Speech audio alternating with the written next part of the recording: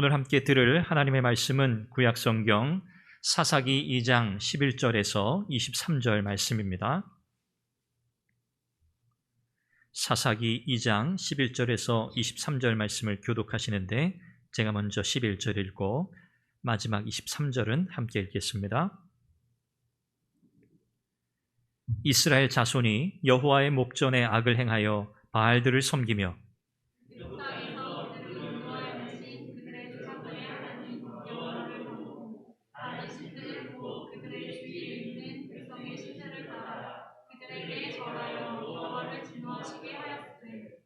곧 그들이 여호와를 버리고 바알과 아스다롯을 섬겼으므로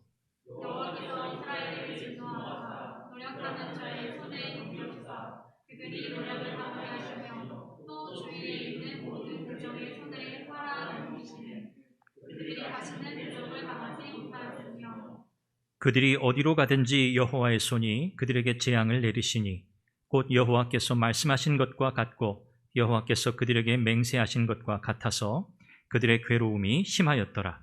여호와께서 사사들을 세우사 노략자의 손에서 그들을 구원하게 하셨으나 그들이 그 사사들에게도 순종하지 아니하고 오히려 다른 신들을 따라가 음행하며 그들에게 절하고 여호와의 명령을 순종하던 그들의 조상들이 행하던 길에서 속히 치우쳐 떠나서 그와 같이 행하지 아니하였더라. 여호와께서 그들을 위하여 사사들을 세우실 때에는 그 사사와 함께 하셨고 그 사사가 사사할 동안에는 여호와께서 그들을 대적의 손에서 구원하셨으니 이는 그들이 대적에게 압박과 괴롭게 함을 받아 슬피 부르짖음으로 여호와께서 뜻을 돌이키셨으니거늘. 그 사사가 죽은 후에는 그들이 돌이켜 그들의 조상들보다 더욱 타락하여 다른 신들을 따라 섬기며 그들에게 절하고 그들의 행위와 패역한 길을 그치지 아니하였으므로 여호와께서 이스라엘에게 진노하여 이르시되 이 백성이 내가 그들의 조상들에게 명령한 언어를 어기고 나의 목소리를 순종하지 아니하였은즉 나도 여호수아가 죽을 때에 남겨둔 이방 민족들을 다시는 그들 앞에서 하나도 쫓아내지 아니하리니 이는 이스라엘이 그들의 조상들이 지킨 것 같이 나 여호와의 그들을 지켜 행하나 아니하나 그들을 시험하려 함이라 하시니라. 여호와께서 그 이방 민족들을 머물러 두사 그들을 속히 쫓아내지 아니하셨으며 여호수아의 손에 넘겨주지 아니하셨더라. 아멘. 지난 주일 우리는 사사기 2장 1절에서 5절까지 말씀을 통해서 복임에서 하나님께서 여호와의 사자를 통해 이스라엘의 불순종에 대한 심판의 메시지를 선언하신 내용을 살펴보았습니다. 오늘 우리가 함께 읽은 이 2장의 나머지 부분은 사사기 전체를 생각할 때 이제 두 번째 서론에 해당하는 부분이라고 그렇게 생각할 수 있습니다. 그리고 이어지는 이제 3장부터는 하나님께서 세우신 사사들을 통해서 어떻게 하나님의 구원의 역사들을 이루어 가셨는가, 이제 그 히스토리가 이어지게 됩니다. 우리가 지난주일 말씀을 생각해 보았지만 여러분 어떠세요? 이스라엘 백성들이 복임에서 하나님의 천사의 메시지를 듣고 여호와의 사자로부터의 심판의 메시지를 듣고 어떻게 반응했죠? 하나님 앞에 통곡했습니다. 그리고 어떻게 했죠? 하나님께 제사 드렸다. 그렇게 성경은 말씀하죠. 통곡하고 눈물을 흘리면서 하나님 앞에 제사했다, 예배드렸다는 말이잖아요. 자, 그런데 이 눈물과 이 예배가 하나님 보시기에 어땠습니까? 진실한 회개, 진정한 결단이 있는 그런 예배였나요? 우리가 사사기 전체의 역사를 통해서 볼 때 이것은 그런 눈물이 아니었다. 이것은 진정한 회개, 진정한 결단에 근거한 그런 예배가 아니었다는 것을 우리가 확인하게 됩니다. 참된 회개도 아니었고 참된 돌이킴도 아니었다는 거죠. 왜냐하면 오늘 우리가 읽은 이 본문의 말씀만 보아도 이 이스라엘 백성들의 영적인 타락의 상태가 어떻게 되었다고 성경이 말씀하는 것 같으세요? 이전보다 더 좋아졌다고요? 아니에요. 이전보다 더 나빠졌어요. 영적인 타락의 정도가 점점점 더 심해지고 있다는 것을 성경이 우리에게 말씀해요. 그러니까 그들이 복임에서 눈물 흘리며 하나님 앞에 예배했다는 것이 그들이 참된 회개가 아니었다는 그런 증거가 되는 거죠. 2장 7절을 말씀해 보면 여호수아와 그의 세대가 생존하는 동안에는, 그러니까 여호수아라고 하는 위대한 지도자가 살아있을 때, 그리고 그와 함께 가나안 정복의 역사를 함께 이루었던 세대가 있을 때, 살아있을 동안에는 이 이스라엘 백성들이 어떻게 했다고요? 여호와를 섬겼더라, 그렇게 말씀해요. 자, 그런데 2장 10절에 가면 여호수아의 세대가 다 죽고 나서, 여호수아도 죽고 여호수아와 함께 일했던 그 세대가 다 죽은 뒤에는 어떻게 되었다고요? 그 후에는 다른 세대가 일어났는데, 이 다른 세대는 여호와를 알지 못하며 여호와께서 이스라엘을 위해서 행하신 일도 알지 못하였더라. 하나님도 모르고요, 하나님께서 도대체 우리 조상들에게 우리 역사 속에서 어떻게 무슨 일들을 행하셨는지에 대해서도 어떻게 했다고요? 몰랐다. 그렇게 성경은 말씀하고 있습니다. 참 심란해지는 대목이에요. 야, 어떻게 이럴 수 있을까? 한마디로 말하면 이 이스라엘 백성들은요, 하나님께서 한없이 은혜를 베푸셨는데 그 은혜에 어떻게 한 거예요? 반역한 거예요. 하나님이 사랑하시고 자비를 베푸시고 여기까지 인도하셨는데도 불구하고 그 하나님을 신뢰하지 못하고 하나님께 등을 돌린 거예요. 하나님을 반역한 거죠. 10절 말씀에는 이 이스라엘의 반역의 단계가 10절과 11절에 두 가지로 소개돼요. 우리가 살펴본 것처럼 10절에서는 여호와를 알지 못했다는 거예요. 여호와를 알지 못했다. 이게 첫 번째 단계입니다. 여호와를 알지 못했다. 여기 알다라고 하는 이 단어는 우리가 잘 아는 히브리어로 야다라고 하는 단어예요. 이것은 지식적으로 안다는 그런 개념보다는 경험적으로 안다는 그런 의미가 강한 단어입니다. 야다. 아담과 하와의 관계를 설명할 때도 야다라고 하는 단어를 썼어요. 굉장히 의미 있고 중요한 단어죠. 그런데 이스라엘은 하나님을 알지 못했다. 하나님을 알지 못했다. 이 말씀은요, 엄밀하게 따지면 이 이스라엘의, 지금 이스라엘 백성들이 하나님께서 행하셨던 일들에 대한 그 히스토리, 그 내용들 자체를 그들이 몰랐다는 의미는 아니에요. 출애굽의 역사, 그리고 여리고성이 어떻게 무너졌는지에 관한 그 사건, 그 이야기들, 이런 것들 자체를 그들이 알지 못했다는 그런 의미가 아니에요. 조금 더 깊은 영적인 의미가 있습니다. 이것은요, 하나님이라는 분이, 하나님께서 우리 선조들, 조상들에게 행하셨던 그 위대한 구원의 역사가 이 다른 세대, 이 새로운 이 가나안 세대들에게는 더 이상 의미 있게 다가오지 않았다는 거예요. 하나님께서 행하셨던 그 일들을 그들은 경험하지 못했어요. 출애굽의 놀라운 그 은혜의 역사, 그들은 경험하지 못했죠. 가나안 땅에 들어와서 새로운 역사를 이제 막 펼쳐가고 있는 이 상황 속에서 그들에게는요, 그들의 부모 세대가 경험했던 그 하나님, 그 하나님에 대한 믿음, 신앙, 이런 모습을 찾아볼 수 없었어요. 하나님이 더 이상 그들에게 중요한 분이 아니었다는 말이에요. 하나님이 더 이상 그들의 인생, 그들의 삶의 중심에 계시는 분이 아니었다는 말이에요. 조금 더 간략하게 표현하면 그들은 하나님을 잊어버렸다는 거죠. 하나님을 잊기로 한 거예요. 그냥 잊어버리기로 한 거예요. 역사는 분명해요. 그런데 모른 척해요. 잊어버린 거예요. 두 번째 단계는요, 11절에 말씀하는데 여호와의 목전에 악을 행하며 바알들을 섬겼다는 거예요. 반역의 첫 번째 단계는 하나님을 잊기로 하는 거예요. 하나님을 알지 못했다. 두 번째는요, 하나님을 잊기로 한 그 결과예요. 그 결과가 뭡니까? 여호와의 목전에 악을 행했다. 이 목전에 악을 행했다고 하는 것은 그냥 눈앞에 대놓고 나쁜 짓을 행했다는 말이잖아요. 보는데도 불구하고 하나님 앞에서 그들이 악을 행했는데 그 악이 뭡니까? 다른 신들을 섬기는 거예요. 바알을 섬기는 것이고 아스타롯을 섬기는 것이고 가나안 족속들이 섬기고 있었던 수많은 신들을 섬기기 시작했다는 거예요. 하나님을 잊어버린 결과가 비참하죠. 엄청납니다. 이 악이라고 하는 것, 성경은 이 악함을 어떻게 정의합니까? 이 악함은요, 하나님을 사랑하지 않는 거예요. 하나님을 사랑하지 않는 것.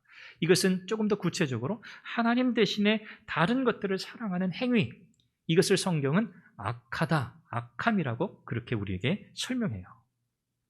불과 한 세대 안에 일어난 일입니다. 한 세대 안에. 그래도 부모 세대에는요, 물론 그들의 믿음이 온전하지 않았지만 그들은 하나님께서 행하신 일에 대한 기억과 또 그 하나님께서 지금 행하고 계신 일들에 대한 그 나름의 신뢰가 있었어요. 반쪽짜리 믿음에 불과했다 하더라도 그래도 부모 세대는 어느 정도 그래도 하나님을 섬기는 삶을 살아왔어요.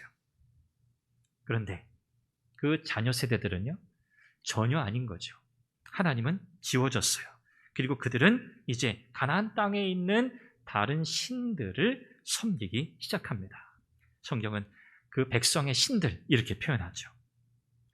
자, 도대체 책임이 누구에게 있을까? 책임을 따질 수 있을 거예요. 부모 책임이냐? 아니면 이 자녀들의 책임이냐?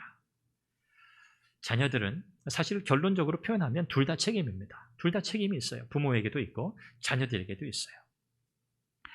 자녀들은 부모로부터 모든 걸 사실 다 배우잖아요. 자라면서. 좋은 점도 배우죠. 그런데 또 뭐도 배워요?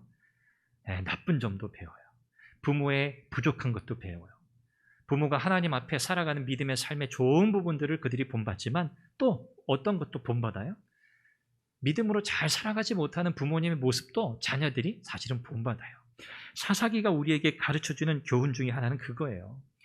부모가 하나님 앞에서 온전한 믿음으로 서지 못하는 그 부분을 자녀들이 보고 그들이 그것을 배우게 되는데 자녀 세대에서는 그 자녀들의 잘한 것들보다 부모들의 잘한 모습보다 부모님들이 잘하지 못한 모습이 자녀들 세대에서는 더 크게 확대될 수 있다는 중요한 가르침을 여기에서 우리에게 주고 있어요.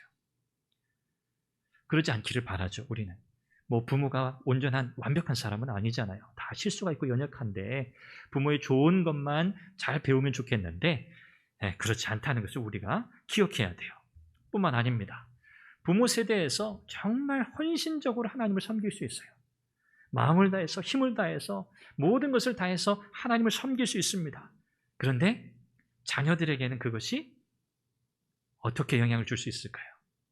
자녀들 세대에서는 오히려 안일함, 나태함으로 또 때로는 타협으로 그렇게 대체될 수 있다는 것을 성경은 또 우리에게 가르쳐줘요.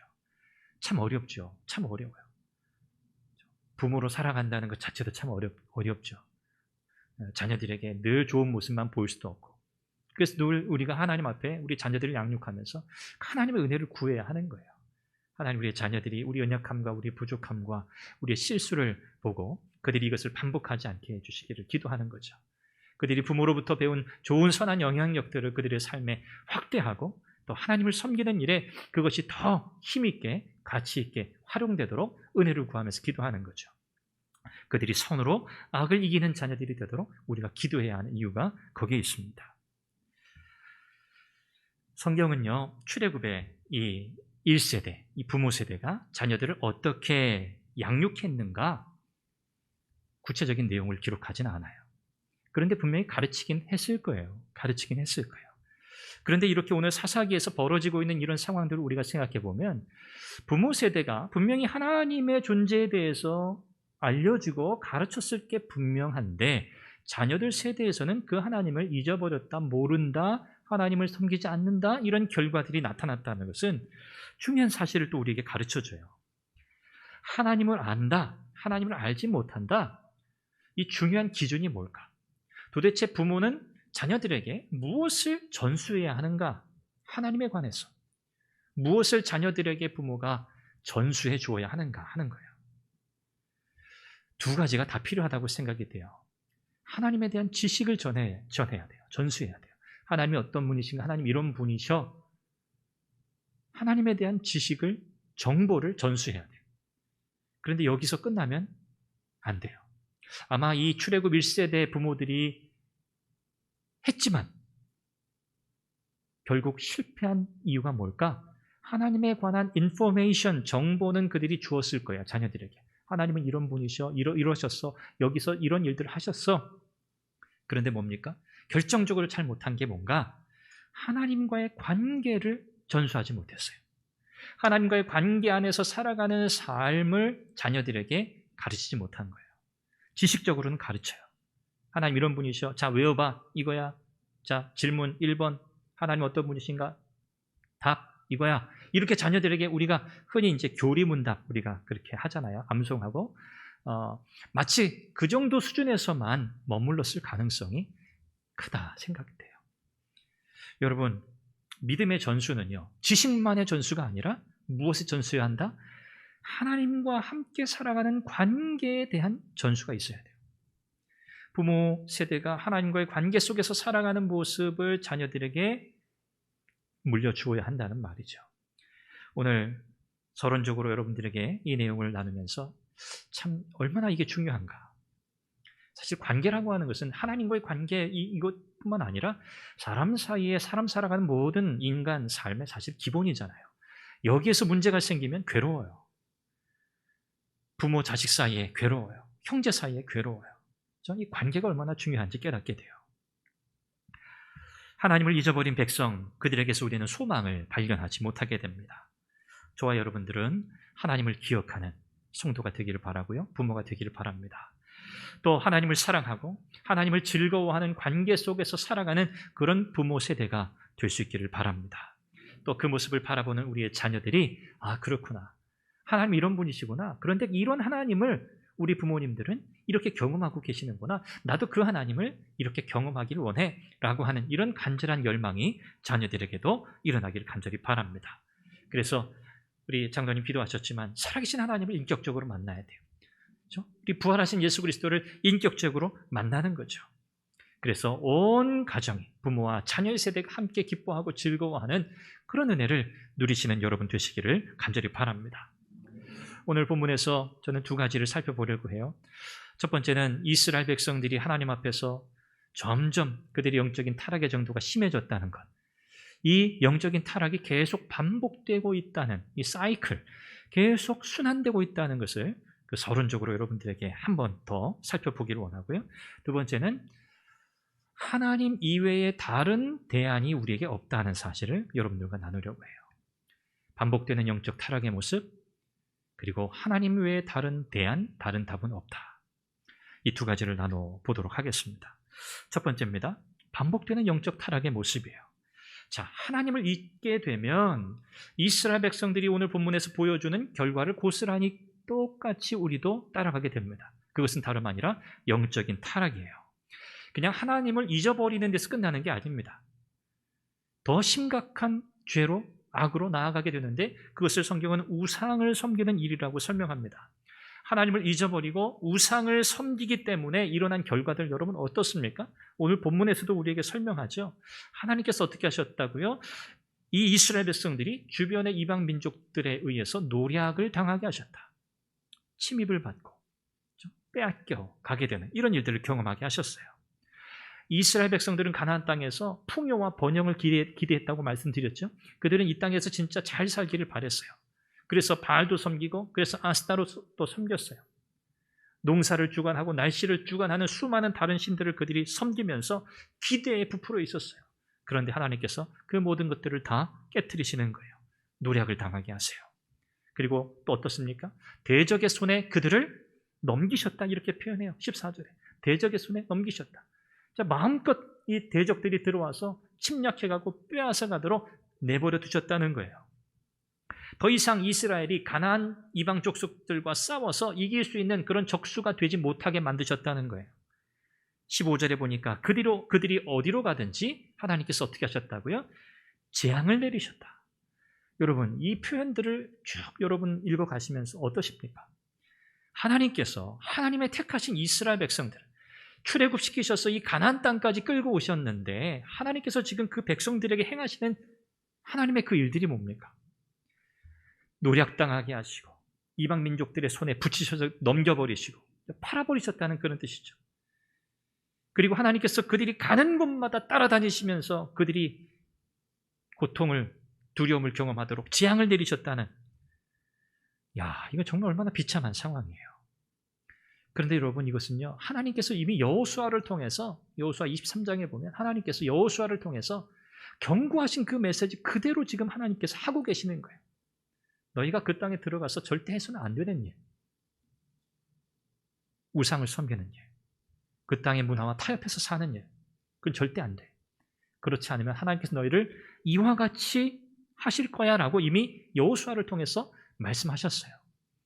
하나님은 하신 말씀 그대로 지금 이스라엘에게 행하고 계세요. 15절에 보니까 이렇게 하나님께서 그들에게 행하시니까 어때요? 이스라엘이 괴로움이 심했다. 성경이 그렇게 표현해요. 괴로움이 심했다. 괴롭겠죠. 이게 뭐 괴로움이라는 게 이 단어에서 그냥 뭐랄까요? 차라리 죽고 싶다. 차라리 죽는 게 낫다. 뭐 이런 극단적인 고통 아니었을까요? 괴로움이 심했다고 말해요. 자, 그런데요. 여기서 또 우리는 반전을 보게 돼요. 그럼에도 불구하고 정말 어떻게 보면 끝까지 간 거잖아요. 하나님께서 그들에게 재앙을 내리실 정도면 복을 내리셔야 할 하나님이신데 그들에게 재앙을 내리신다는 것은 이젠 그냥 갈 때까지 갔다는 거예요, 사실. 그런데도 불구하고 여러분 어떻습니까? 하나님은 사사들을 세우셔서 그들을 그 고통에서 구원하셨다고 성경이 말씀해요. 그들을 괴롭게 하는 노략자들의 손에서 그들을 구원하셨다라고 오늘 본문은 우리에게 말씀합니다. 여러분, 하나님께서 왜 이렇게 불순종하고 반역하고 등을 돌리고 하나님을 잊어버린 이스라엘 백성임에도 불구하고 왜 하나님께서 사사들을 세우셔서 이스라엘을 이렇게 구원하시는 걸까요? 그 구원의 동기가 무엇이겠습니까? 18절 말씀에 사실은 답이 있는데 여러분 이 말씀을 잘 보셔야 돼요. 18절 말씀 한번 보세요. 이는 그들이 대적에게 압박과 괴롭게 함을 받아 슬피 부르짖음으로 여호와께서 뜻을 돌이키셨음이거늘. 자, 이 말씀 여러분 자세히 보시면 하나님께서 사사들을 통해서 이스라엘의 괴로움으로부터 그들을 구원해내신 이유가 뭐라고 생각이 되세요? 무엇 때문에 하나님께서 그들을 구원해내셨다고 생각이 되십니까? 슬피 부르짖음으로. 그 앞에까지는 고통받았다는 거잖아요. 슬피 부르짖음으로. 이스라엘 백성들이 했던 행동은 슬피 부르짖는 거예요. 그 결과 여호와께서 뜻을 돌이키셨다. 그래서 그들을 구원하셨다. 이 말이잖아요. 자, 슬피 부르짖었다. 이 말이 어떤 의미인가를 잘 이해해야 돼요. 여러분 이것은요. 이스라엘 백성들이 회개했다는 말일까요? 그들이 너무 괴로우니까 우리가 이 고통, 이 괴로움을 당하는 이유가 우리가 하나님 앞에 참 이 큰 죄를 지어서구나. 그래서 지금 슬피 막 부르짖는 걸까요? 아닙니다. 절대 아니에요. 느아카라고 하는 이 히브리 단어, 슬피 부르짖는다 이 단어는요. 회개한다는 뜻이 전혀 없어요.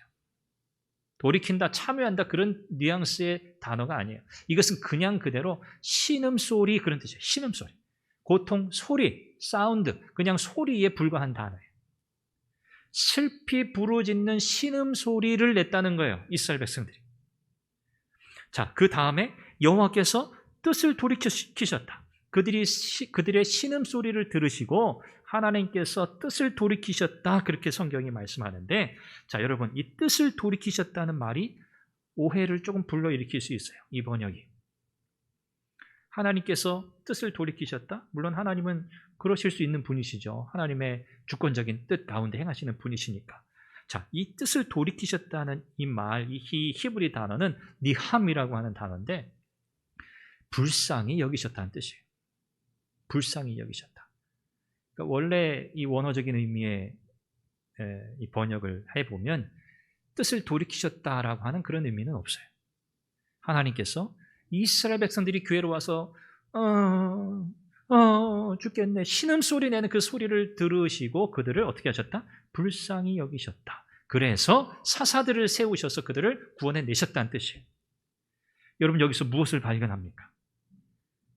은혜를 발견합니다. 은혜가 뭔가? 우리 생각에는 회개해서 하나님 앞에 돌이키면 그래 너희들 돌이켰구나. 그래 내가 너희를 용서해 주지. 우리는 그냥 그렇게 생각해요. 물론 하나님은 회개를 요구하세요. 참된 회개를 요구하셨어요. 그래야 너희를 내가 용서하겠다고 선지서를 통해서 보면 이 선지자들의 메시지가 그거잖아요. 너희가 진짜 회개하고 돌아와. 그러면 하나님께서 너희를 용서하실 거야. 받아들이실 거야. 오늘 이 본문에서 볼 때 여러분 진짜 은혜가 뭔가? 진짜 구원이 뭔가? 이것은요. 하나님의 구원이라고 하는 것은 회개의 대가가 아니라는 거예요. 회개는 자동적인 구원? 이게 아니라는 거예요. 하나님의 구원, 하나님의 은혜라고 하는 것은 회개했기 때문에 하나님께서 반드시 그러실 수밖에 없는 행위가 회개가 아니라는 거예요. 구원이 아니라는 거예요. 전적으로 하나님의 은혜, 이것이 바로 구원이라고 성경은 우리에게 가르쳐요. 굉장히 중요한 사실이에요. 이스라엘이 회개하지 않았음에도 불구하고 그들이 고통 가운데 신음하고 있는 그 소리를 들으신 하나님이 그들을 보실 때 너무 불쌍하게 여기신 거예요. 그래서 하나님이 그들을 구원해 내시기로 하신 거예요. 이것이 하나님의 구원의 동기예요. 할렐루야. 여러분 얼마나 놀랍습니까? 이쯤 되면 정신을 차리면 좋겠는데 우리도 마찬가지지만 이 이스라엘 백성들이 하나님께서 사사를 세우셔서 그들을 구원해 내신 이 놀라운 구원을 그들이 경험했어요. 그런데 성경은 뭐라고 말씀합니까? 그 사사들이, 하나님이 세우신 사사들이 살아서 막 활동할 때에는 그들에게 어떻게 했어요? 순종하지 않았다. 성경은 이렇게 말씀해요. 사사들에게 순종하지 않았다. 사사들을 통해서 하나님께서 놀라운 일들을 이루셨는데 그 사사들에게도 그들은 순종하지 않고 다른 신들을 따라가서 음행했다, 우상을 섬겼다, 조상의 길에서 속히 떠났다라고 성경은 그렇게 이야기해요. 사사들이 살아있을 때도 그랬어요. 사사들이 죽은 다음에는요, 그들이 그들의 조상들보다 더욱 타락하여 19절에 보니까 더욱 타락했대요. 돌이켜 더욱 타락하여 다른 신들을 따라 섬기며 그들에게 절하고 그들의 행위와 패역한 길을 그치지 않았다라고 성경은 말씀해요. 하나님이 세우신 리더들, 지도자들이 있음에도 불구하고 그들에게 순종하지 않았어요. 물론 오늘 우리가 신약적인 의미에서 궁극적인 우리의 리더는 예수 그리스도세요. 우리 주님에게 우리가 절대적으로 순종해야 하는 거예요. 이렇게 하나님이 세우신 사람들에게 귀 기울이지 않았을 때, 우리가 오늘 예수 그리스도의 십자가 앞에 나아가서 우리 주님의 음성에 귀 기울이지 않을 때 어떻게 됩니까? 참 살아계신 하나님 대신에 다른 신들을 섬기게 되는 거예요. 이 신앙생활은요, 하나님을 섬기느냐, 하나님을 섬기지 않고 다른 것을 섬기느냐의 문제예요. 다른 거 없어요. 아주 간단해요. 하나님을 섬기든지 다른 걸 섬기든지 둘 중에 하나예요. 이게 신앙생활의 전체예요, 사실은. 참 하나님을 섬기지 않으면 우리는 다른 신들을 예배하게 되어 있어요. 우린 영적 존재이기 때문에 그래요. 갈수록 이스라엘의 반역이 더 심해집니다. 이방 민족들의 억압은 더 가혹해집니다. 그들의 회개는요, 점점 더 형식적이고 점점 더 얄팍해집니다. 사사들, 여러분 이제 우리가 사사들을 살펴보겠지만 여러분 사사들은요, 위대한 인물들은 사실 아니에요. 몇 명 빼고는. 온니엘, 기드온 이 정도 빼고는 사실 여러분 사사들은요, 굉장히 흠이 많은 사람들이에요.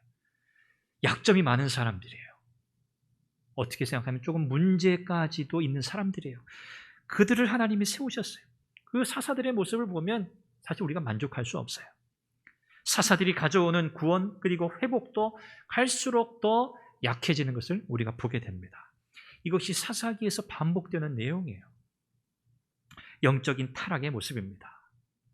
결국 하나님께서 세우신 인간 사사는 모두 다 죽고 말죠. 그들에게 주어진 임무를 다 수행하고 그들은 다 죽었다고 성경이 말씀해요. 그들이 일시적으로는 하나님의 구원의 도구로 쓰임받았어요. 그렇지만 그들은요, 인간의 영혼을 구원할 수 있는, 인간의 몸과 인간의 영혼을 구원할 수 있는 구원자, 영원한 존재가 아니라는 것을 사사기는 우리에게 가르쳐줍니다. 결국 우리는 무엇을 바라보게 되는 거예요? 영원한 구원자를 바라보게 되는 거예요. 누구죠? 예수 그리스도를 보게 되는 거죠. 구약의 모든 메시지는 사실 예수 그리스도를 향하고 있어요. 하나님이 사사기를 통해서 우리의 구원자는 한 분, 오직 예수 그리스도이시다라고 우리에게 말씀하고 있습니다. 성경은, 특별히 구약 성경은 이스라엘의 이런 영적인 타락을 이렇게 비유하죠. 결혼한 창녀, 이렇게 표현해요. 결혼했어요. 남편이 있어요. 아내가 있어요. 그런데 창녀는 뭡니까? 그 부부 관계를 깨고 다른 행위를 하는 거잖아요. 부부 관계 안에서만 하나님께서 허용하신 일들을 밖에서 하는 거잖아요.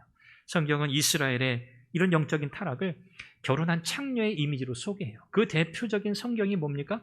호세아서예요. 그렇죠. 호세아서. 타락한 음녀, 창녀로 하나님은 그렇게 이스라엘을 소개하세요. 그래서 여러분, 우리가 하나님 앞에서 짓는 모든 죄는요, 우상숭배의 죄고요. 이 우상숭배의 죄는 하나님께서 보실 때 다 영적인 간음으로 하나님은 보시는 거예요. 하나님과 하나님의 백성 사이에 언약으로 맺어진 이 관계 때문에 사실 하나님은 너무너무 중요하게 이 관계를 지키고자 하시는 거죠. 하나님은 항상 신실하세요. 하나님은 이 관계를 깨신 적이 없으세요. 신구약 성경을 통해서 볼 때 하나님은 우리를 가리켜 신부라고 부르세요. 그분의 신부, 너희는 나의 신부다. 얼마나 아름다운 관계예요. 신랑과 신부가 맺어지는 이 언약 관계, 우상 숭배는 이 결혼의 언약적 관계를 깨트리는 것과 같다고 말씀하는 거죠. 여러분, 하나님께서 우리에게 원하시는 관계는 어떤 관계일까요? 바로 결혼한 이 부부가 맺는 이 인격적인 사랑의 관계를 하나님이 원하시는 거예요. 오직 그 관계만이 우상 숭배를 피할 수 있는 유일한 길이기 때문에 그렇습니다. 오늘 이 사사기의 역사를 통해서 볼 때 그 어떤 사사도 참된 구원자가 될 수 없다. 오직 예수 그리스도만이 참된 구원자가 되신다라는 사실. 그리고 우리가 그 하나님을 어떻게 사랑해야 할 것인가에 관한 중요한 질문을 우리에게 던지고 있다는 것을 기억하십시오. 하나님은 우리와 어떤 관계를 맺기 원하신다고요? 인격적인 사랑의 관계를 맺기 원하신다. 이 사실을 기억하시기를 바랍니다. 두 번째는요, 하나님 외에 다른 대안은 없다는 거예요. 사사기 2장 전체의 내용을 통해서 보면 이스라엘 백성들이 하나님을 잊어버리고 우상들을 섬기기 시작했다 했는데, 하나님 대신에 또 다른 하나님에 대응하는 1대1의 대응 관계의 다른 신을 섬긴 게 아니에요. 이 부분이 중요해요. 하나님이 계세요. 그리고 이 하나님을 대체할 만한, 하나님과 동등한 위치에 있는 또 다른 하나의 신을 그들이 섬기기로 선택한 게 아니에요. 성경에 보면 어떻게 표현되어 있습니까? 다른 신들, 이렇게 복수로 표현되어 있어요. 이스라엘 백성들은 하나님 외에 하나님을 섬기는 대신 다른 신들을 섬기기로 한 거예요. 다시 말하면 이런 뜻이에요. 하나님이 계시는데 하나님의 자리를 완전히 버린 게 아니에요. 하나님의 자리를 완전히 다 뺀 게 아니에요. 하나님은 계셔요. 그들의 삶 속에 하나님의 자리를 남겨놓았어요.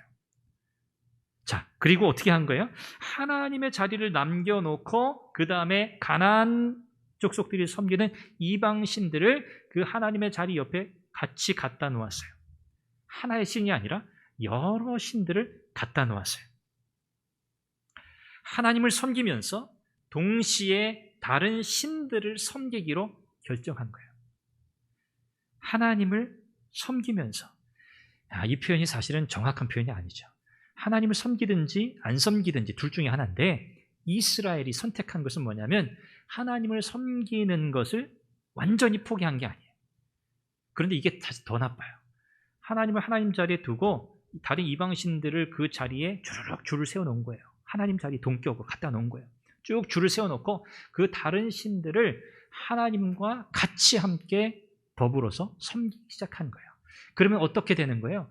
하나님이라는 존재, 하나님, 전능하신 하나님, 우주의 창조자이신 하나님, 주권자이신 그 하나님의 자리가 어느 수준으로 떨어지는 거예요? 가나안의 이방 신들의 수준으로 완전히 바닥으로 떨어지는 거예요. 여기에서 이스라엘 백성들의 세계관이 어떠했는가 드러나는 거예요. 이스라엘 백성들이 가나안 땅에 들어가서 그들을 몰아내지 않고 그들과 위험한 동거를 시작했다고 했잖아요. 그들과 그들의 문화 속에 엉겨 살면서 그들의 문화를 수용하고 이방신들을 섬기는 문화들을 그들이 함께 공유하면서 그들이 하나님을 보는 그 시선이, 그 수준이 완전히 어떻게 된 거예요? 가나안의 이방신들 중에 하나의 신을 보는 수준으로 하나님 보기 시작한 거예요. 이게 엄청난 변화예요. 하나님은 절대자예요. 하나님은 유일하신 분이에요. 다른 신들과 비교할 수 없는 분이세요. 그런데 이스라엘에게 일어난 큰 문제, 큰 변화가 뭐예요? 하나님을 우상들 중에 하나의 신으로 전락시킨 거예요. 이게 큰 문제였어요. 제가 청년 시절에 단기 선교를 이렇게 다니면서 일본, 대만 이런 동남아 지역 이런 나라들의 이제 단기 선교를 가면서 이렇게 보면 동네를 이렇게 전도하면서 다니는데 아침 일찍 집집마다 대문에 사람들이 나와서 이렇게 향을 분향을 해요. 근데 집집마다 들어가는 대문에 이렇게 기둥에 이렇게 자그마하게 어떤 신상들을 모셔놓는 그런 게 있더라고요. 그래서 제가 이렇게 가만히 이렇게 들여다봤는데 돌로 만든 그렇죠? 이런 신상들이 하나가 아니라 몇 개가 안에 들어있어요. 모양이 다 달라요. 그리고 사람들이 향을 피워가지고 긴 그 향에 불을 붙여서 나와가지고 이렇게 뭐 하면서 절을 하면서 그 분향을 해요. 그 신들에게. 제가 물어봤죠. 선교사님들이 물어봤죠. 저 사람들은 왜 이렇게 여러 개의 신상들을 놓고 섬깁니까? 분향합니까? 바로 지금 이스라엘 백성들이 하는 똑같은 이런 이유예요. 다다익선. 다다익선. 뭐죠? 많을수록 좋아요. 뭐가요? 신들이 많을수록 좋아요. 여러분, 당시에 이 가나안이라고 하는 이곳은요, 이 가나안 땅을 사로잡고 있던 이 세계관, 그들이 살아가는 이 세계관이라고 하는 것은 사람이 세상을 바라보는 관점이잖아요. 세상을 이해하고 바라보는 관점이잖아요. 이 가나안 족속들이 가지고 있었던 이 세계관, 이교적 세계관에 의하면 이 신에 대한 이 관념, 신은 어떤 존재들이냐면 신이 세분화되어 있어요. 신이 세분화되어 있고 신의 존재는 인간의 필요에 의해서 만들어진 존재들이에요. 그래서 농업을 관장하는 신이 있고 상업을 관장하는 신이 있고 사랑에 관련된 신이 있고 예술, 문화, 음악과 관련된 그것을 관장하는 신이 따로 있고 전쟁을 관장하는 신이 따로 있어요. 그러니까 각 분야마다 영역마다 그것을 관장하는 신들이 다 따로 있어요. 이게 가나안 사람들의 신관이에요. 그리고 이 각각의 신들은 서로의 영역을 침범하지 않아요. 농사의 신이 상업의 신의 영역에 침범한다든지 전쟁의 신이 사랑과 문화, 예술을 관장하는 신의 영역에 침범한다든지 이런 일이 없어요. 각각의 신들은 고유한 영역을 지키고 있어요. 무슨 말이죠? 가나안 사람들은 자기들이 생존하기 위해서 자기들이 이 땅에서 평화를 누리고 번영을 누리고 행복한 삶을 살아가기 위한 수단과 도구로 그들에게 필요한 신들을 만들어 놓은 거예요. 아, 이거 필요하겠다. 이거 필요하겠다. 그들의 필요에 의해서 만들어 놓은 신, 그래서 취향대로 선택할 수 있는 신, 그게 뭡니까? 그게 신이에요. 그들의 관념의 신 개념이 바로 그거예요. 그러니까 주도권이 누구에게 있는 거예요? 신에게 있잖아요. 주도권이 그 신을 예배하고 섬기는 인간 사람에게 있는 거예요. 이것이 가나안 사람들의 신관, 그들의 세계관이었어요. 자, 이제 이스라엘 백성들이 왜 하나님과 다른 신들을 동시적으로 섬길 수 있었는지 이해가 되시죠? 이 가나안의 이 이방 종교의 입장에서는 하나님이 절대적인 존재야, 하나님만이 유일한 신이야라고 하는 이 세계관을 받아들일 수 있습니까? 없습니까? 없어요. 용납할 수 없어요. 왜? 그들의 신관이 아니에요. 유일한 신은 그들에게 필요 없어요. 그들에게는 많은 신들이 필요해요. 여호와 하나님만이 유일한 신이라고 주장하면 문제가 생겨요. 그러니 이스라엘 백성들에게 어떤 변화가 생기겠습니까? 하나님께 그들의 삶을 다 맡겨야 되는데, 그들의 인생 전체를 하나님께 온전히 내어 드려야 하는데 왜? 그분이 절대 주권자시니까 그렇게 살지 못하게 된 거예요. 이제 하나님도 필요한 부분에 있으면 하나님께도 조금, 그리고 가나안의 여러 신들에게 조금씩 퍼센티지를 나눠주는 거예요. 그들의 섬김의 대상의 숫자만큼이나 그들의 마음이 나뉘어지는 거예요. 하나님 외에 다른 신들을 섬기는 것, 바로 이런 모양으로 이스라엘 백성들은 영적인 타락을 경험하게 된 겁니다. 그러면서 이스라엘 백성들은요, 그 땅의 문화가 장려하는 많은 신들을 섬겨라, 가능한 많은 신들을 섬겨라, 이런 문화 속에서 그들은 살아가게 된 거예요. 이것 때문에 그들이 가나안 땅을 온전히 차지하지 못한 거예요, 결국은. 여러분, 우리의 신앙생활을 위협하는 것은요, 하나님 이외에 다른 대안들을 우리가 가지는 거예요. 하나님으로는 안 될 것 같아. 하나님 한 분만으로는 이건 좀 부족해. 그러니 다른 대안들, 2차, 3차 다른 방법들을 내가 좀 마련해 놓고 살아야지, 하나님만 믿었다가는 이거 큰 코 다치겠어 라고 생각하며 살아가는 것, 이것이 여러분 가장 위험한 거예요. 이것이 우리의 신앙생활을 좀먹게 하는 거예요. 우리 신앙의 삶을 온전하게 만들지 못하는 이유예요. 성경은 우리에게 우리의 인생의 모든 주권자가 하나님이시라고 말씀하고, 우리의 삶의 모든 부분을 하나님께 맡기고 내어 드려야 한다고 말씀합니다. 여러분 믿으시죠?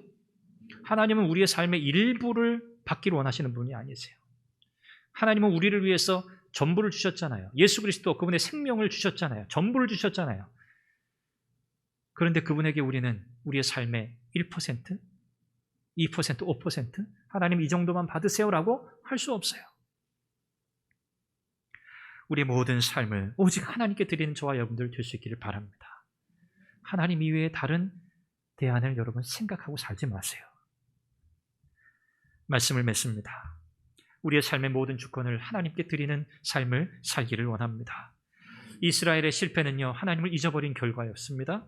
하나님을 기억하지 못하는 이 다른 세대, 그들은 그들의 삶의 주권을 하나님께 온전히 드리지 못하는 이 가나안 이방 종교의 문화 속에 젖어 살았습니다. 그들은 그래야 할 필요성, 하나님만을 섬겨야 할 필요성도 느끼지 못했습니다. 정당성도 느끼지 못했습니다. 오늘 저와 여러분의 삶은 어떻습니까?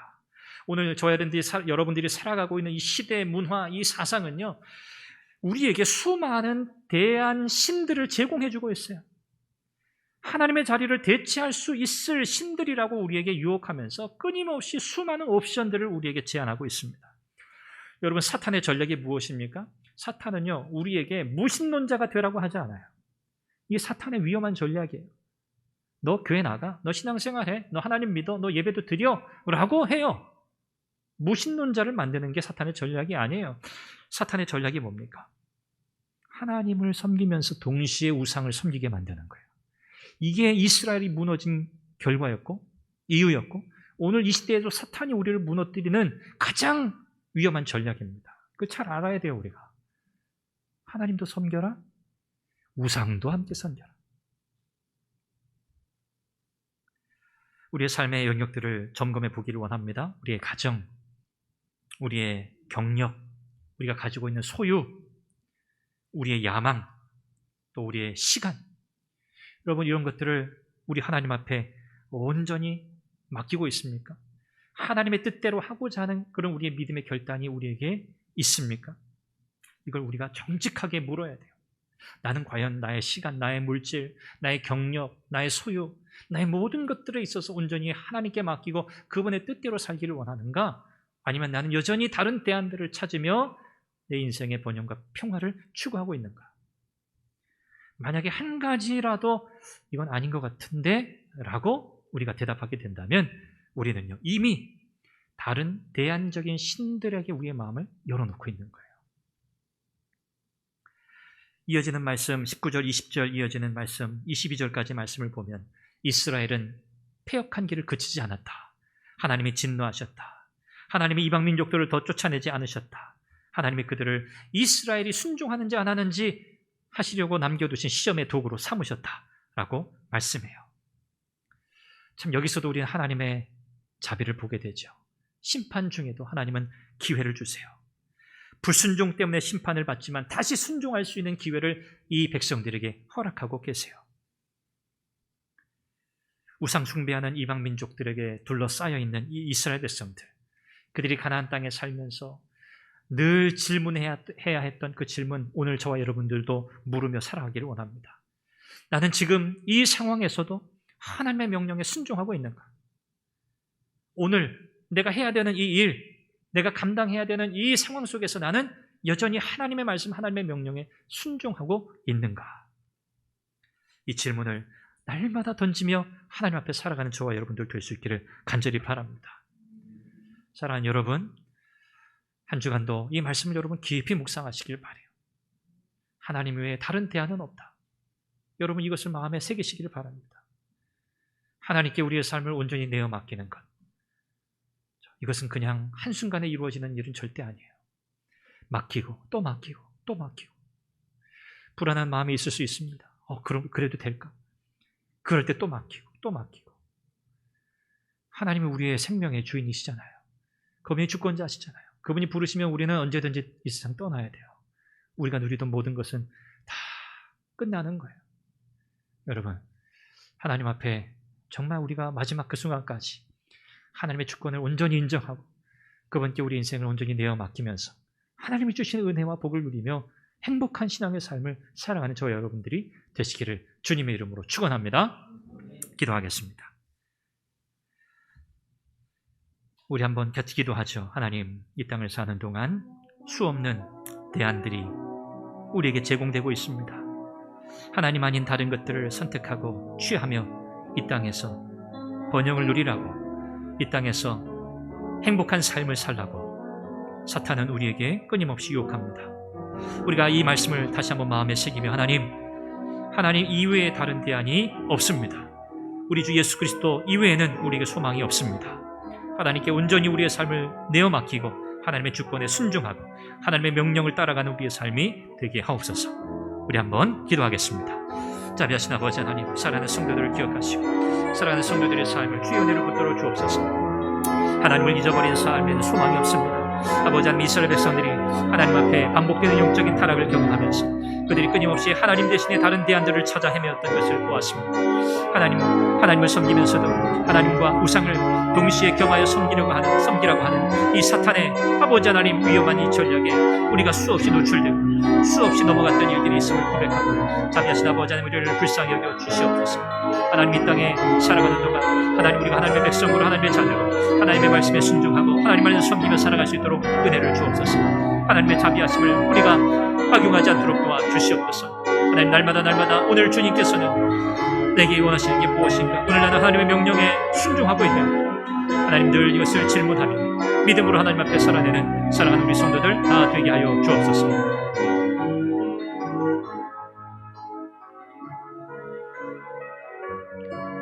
자비하신 아버지 하나님, 사사기에 기록된 이스라엘 백성들의 삶의 모습을 살핍니다. 오늘 우리도 동일한 유혹 가운데 놓여 있습니다. 우리가 이 유혹을 이기고 하나님의 백성답게 믿음으로 살아갈 수 있으려면 베드로전서 2장에서 말씀하신 것처럼 이 땅에서 우리가 거류민과 나그네처럼 살아갈 수 있게 해 주옵소서. 하나님, 우리의 소망은 하나님뿐입니다. 우리의 소망은 예수 그리스도 한 분뿐입니다. 하나님 이외에 다른 대안은 없습니다. 하나님, 인생의 주권자이신 하나님께 우리의 모든 것을 다 내어 맡기고 하나님 말씀에 순종하고 믿음으로 살아내는 사랑하는 성도들 다 되게 하여 주옵소서. 하나님을 기억하는 삶이 되게 하여 주옵소서. 예수님의 이름으로 기도합니다. 아멘.